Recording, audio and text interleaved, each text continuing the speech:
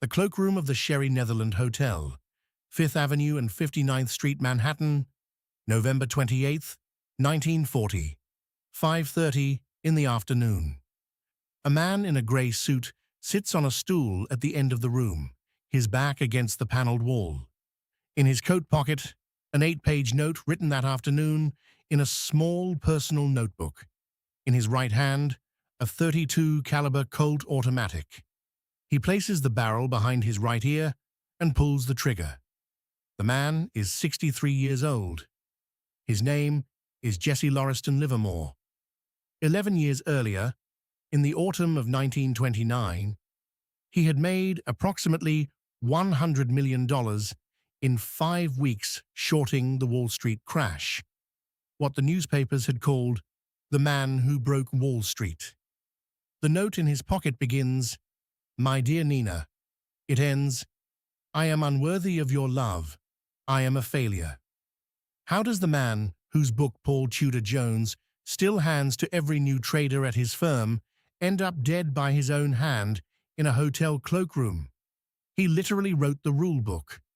Months before his death, Livermore had published How to Trade in Stocks, 21 trading rules every modern speculator still memorizes today. Cut your losses at 10%. Let your winners run. Never average down on a losing position. Pyramid into trends. Never trade on someone else's tip. The rules were not theoretical. He had learnt them by losing 4 entire fortunes between the ages of 23 and 57. He had built a system more disciplined than anyone before him, and he had broken every single rule himself, again and again and again. This is not a story of fraud. It is the story of a man who could read the stock market better than anyone alive, and could not read himself at all. In 1891, on a farm in Shrewsbury, Massachusetts, a 14-year-old boy ran away from home with $5 his mother pressed into his hand at the kitchen door. His father had pulled him out of school to work the fields. His mother told him to take the train to Boston and not look back. The boy was tall for his age, quiet, and good at arithmetic. He found work at the brokerage of Payne Weber in central Boston, writing stock quotations on a chalkboard with white chalk and a damp rag. The salary was $5 a week. His seat was a wooden stool in front of a wall of slate, and the only sound in the room was the chatter of the ticker tape. A year later, in 1892, a friend from the chalkboard floor came in with a tip on Chicago, Burlington, and Quincy Railroad. The boy walked into a Boston bucket shop, an unregulated betting establishment where patrons placed leveraged wagers on stock prices without ever owning the underlying stock, and put $5 on the trade. He won $3.12, 3 full days' wages made in an afternoon. He quit Payne Weber within the year. By the time he was 18, he was making $200 a week, trading the bucket shops, sending 1,000 of every 10,000 he won home to his mother to prove he was speculating, not gambling. The distinction mattered to him for the rest of his life. The bucket shops were a peculiar species of business. They posted the real ticker tape from the New York Stock Exchange on a wall, took customers' bets on whether a given stock would rise or fall by a small fixed amount, and pocketed the losers' money themselves. No shares ever changed hands. Most patrons lost. The shops thrived. But a boy who could read the tape, really read it, was a structural danger to the business model. The boy was that boy.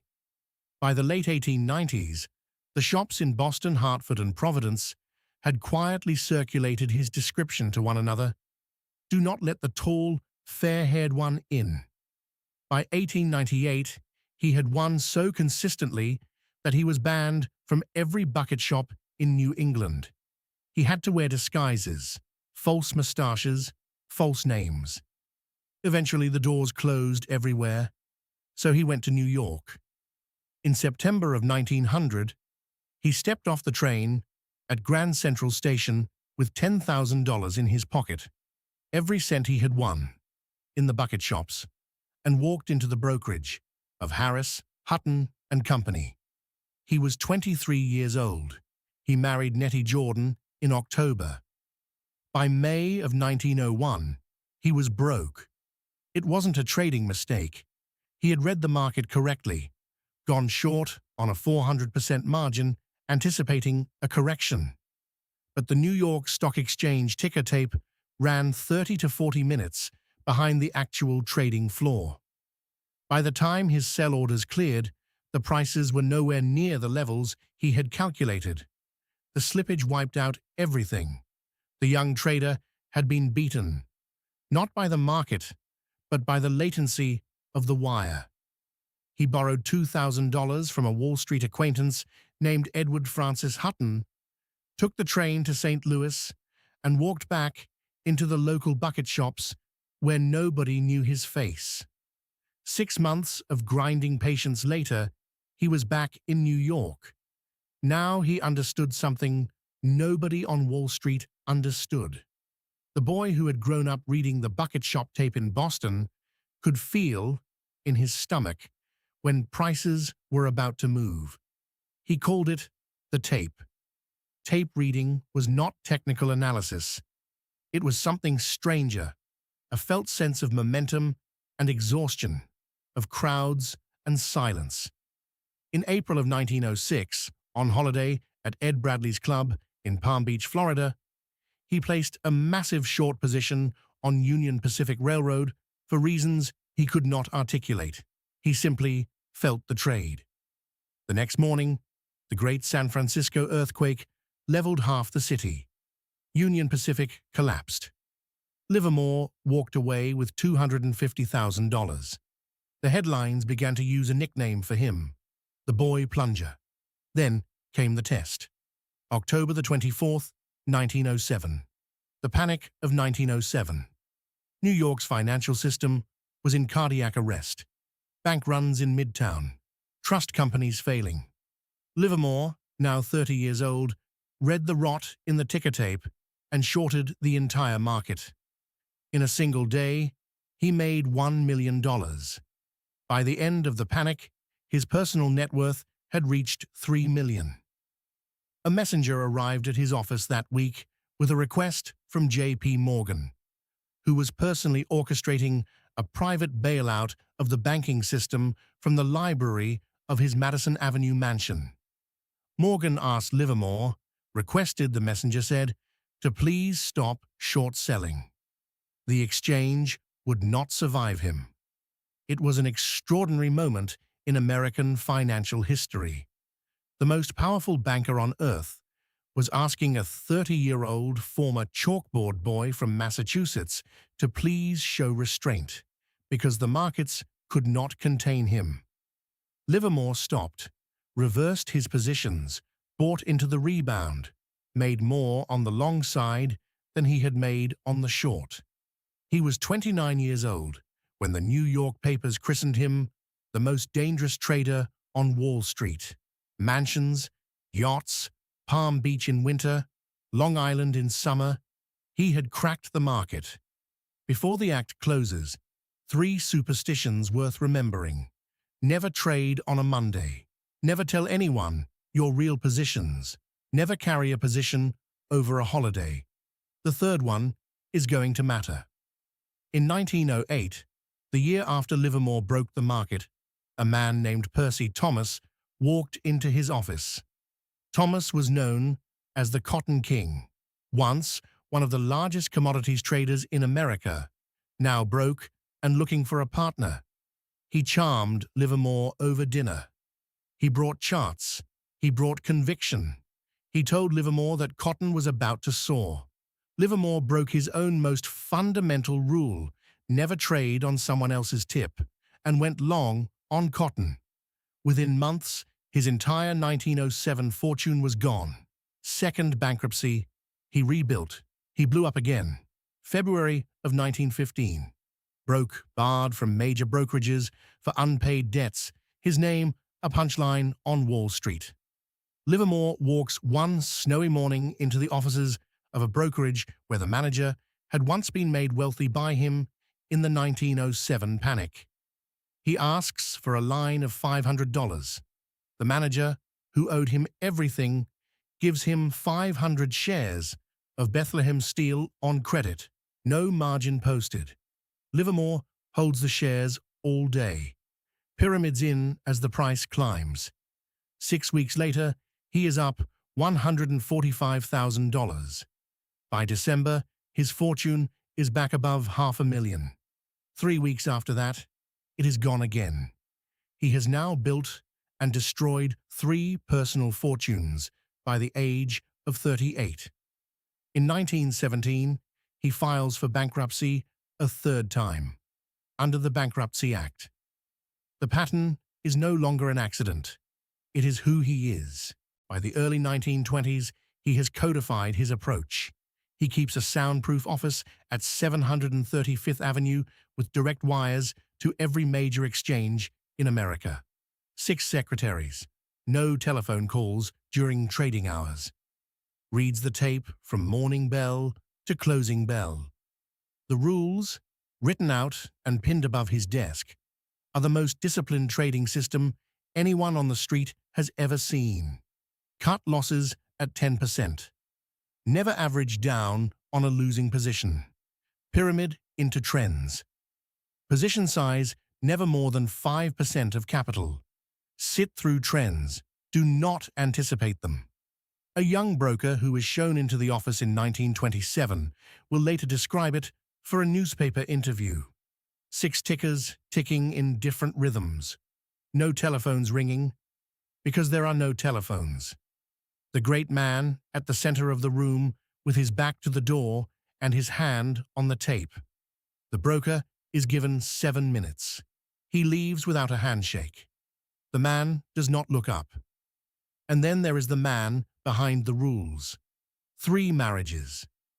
His second wife, Dorothy Went, a former Ziegfeld Follies dancer, is drinking herself to ruin in their Long Island mansion. He carries on affairs in Manhattan. He suffers from what his contemporary biographers describe as chronic melancholia, recurrent depressive episodes that no amount of professional success seems to touch. By 1928, the bull market is in its final delirium. Stock shoe shine boys are giving tips on margin loans. Livermore is reading the tape, and the tape is telling him something the rest of Wall Street refuses to hear. He begins quietly to amass short positions. He uses more than 100 separate brokers to hide the total size of his bet. By the spring of 1929, he is down more than $6 million on paper. The market keeps climbing. He doubles his short.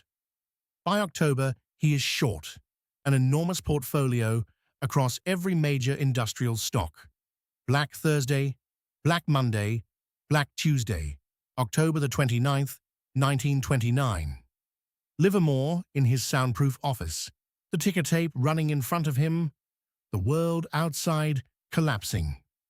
5 weeks later, his account holds an estimated $100 million. In modern terms, roughly $1.5 billion in 2026 currency. The New York papers call him the man who broke Wall Street. He is 52 years old, the richest active trader on the planet. Months later, he will begin writing a book, the book to share his 21 rules with the world. From 100 million to zero takes him 5 years. Nobody knows exactly how. He stopped keeping written records around 1930. Theories run together. Over-leverage, averaging down on losing positions, revenge trades after small losses, the very behaviors his own rulebook explicitly warned against.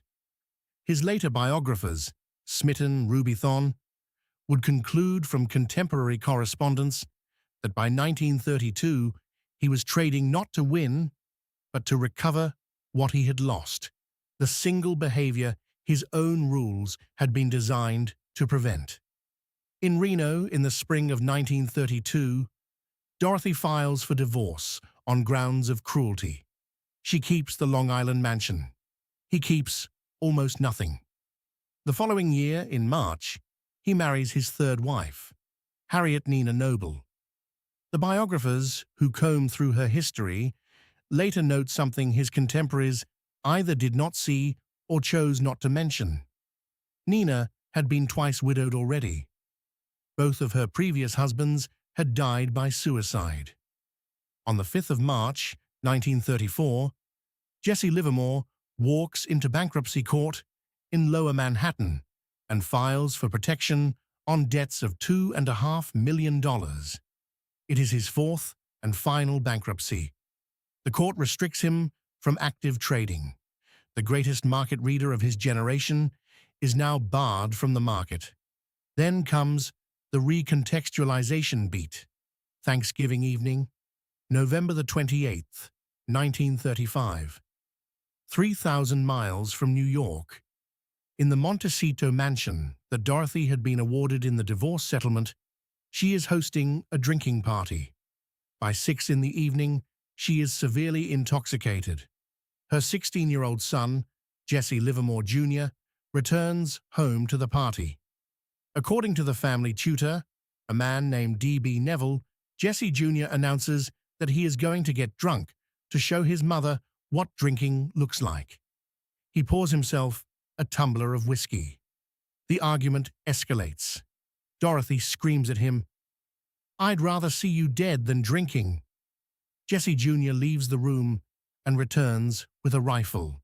He hands it to his mother. He says, and the words are taken from the Associated Press, reporting of November the 29th, "You haven't the nerve to shoot me." She fires. The bullet passes through one of his lungs and lodges in his liver. Jesse Jr. survives. Asked by police what had happened, he says only, "It was my fault, I guess. It was an accident." His mother is acquitted 3 months later. Accident. Jesse Livermore Sr. is in New York when he gets the telephone call. He boards a train for Los Angeles. The photograph that survives shows him arriving at Penn Station 10 days later. Gaunt, expressionless, walking beside Nina and his other son, Paul. He never publicly speaks about the shooting again. For the next 4 years, he is broke, restricted, and increasingly silent. He works in a small office on Fifth Avenue, writing the book that will outlive him. In 1939, he tells Nina, "I have failed, Nina. I have failed." How to Trade in Stocks hits American bookshops in March of 1940. The initial sales are modest. 21 rules. Cut your losses. Let your winners run. Never average down. Sit through trends. The rules he had broken in 1908, in 1915, in 1917, in 1934. The book is, in the most literal sense, his confession, dressed as wisdom. November the 28th, 1940. Thanksgiving Day. 5 years to the day after Dorothy shot their son in California. The city is half empty. The traders he had once routed in the panic of 1907 are home with their families. The exchange has been closed since 1 o'clock. The market that had been the only steady companion of his adult life is silent for the holiday. Jesse Livermore eats a quiet lunch at the bar of the Sherry-Netherland Hotel on Fifth Avenue. He orders 2 old-fashioned cocktails, drinks them slowly, and chats briefly with the head barman, who will later tell reporters that Mr. Livermore had seemed normal, perhaps a little quiet. He had been a regular at the hotel for years. The staff knew his preferences. The Sherry-Netherland was, by 1940, one of the few public rooms in Manhattan where he could sit alone without being recognized by traders or recognized by creditors. He walks to the cloakroom. He sits on a stool at the end of the room. He opens his personal notebook and finishes a letter he has been drafting for several days. 8 handwritten pages. "My dear Nina, can't help it. Things have been bad with me. I am tired of fighting. Can't carry on any longer. This is the only way out. I am unworthy of your love. I am a failure. At 5:30 in the afternoon, he places the .32 caliber Colt automatic behind his right ear and pulls the trigger. He dies instantly. The hotel cloakroom attendant finds him a few minutes later. The note is in his coat pocket. But here is the recontextualization that the obituaries did not catch. Jesse Livermore did not die broke in the popular sense.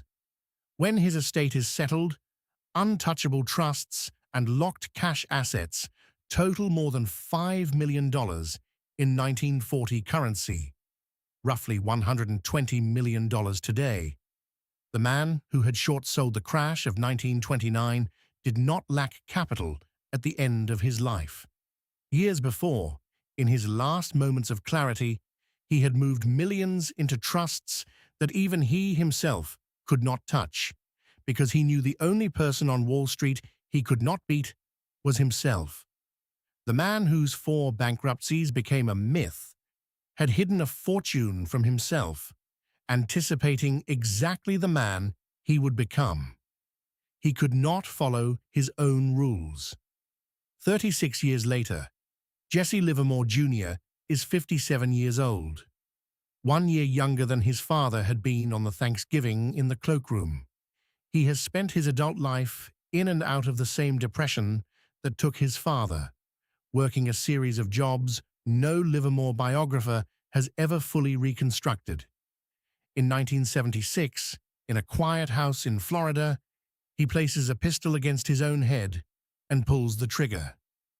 The boy who had said it was my fault finishes the sentence his mother started in 1935. Dorothy had died in obscurity decades earlier, the exact year disputed by the few who bothered to record it.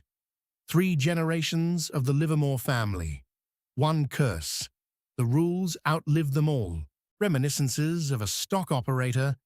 The 1923 semi-biography Edwin Lefebvre wrote from his interviews with Livermore is still the single most recommended book on Wall Street.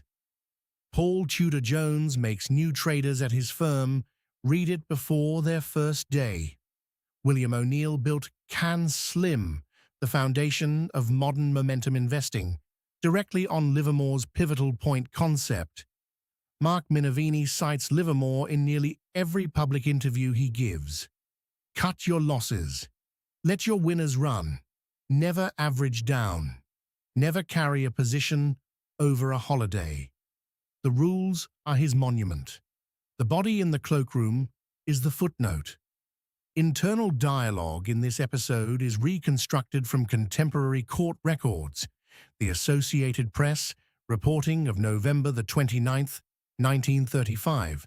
The official New York Police Department statement of November the 28th, 1940, and the biographies by Edwin Lefebvre and Richard Smitten. Where the historical record was silent, this script remained silent with it. If you want one new corporate downfall, or in this case, one unforgettable trader's downfall, every 2 weeks, subscribe.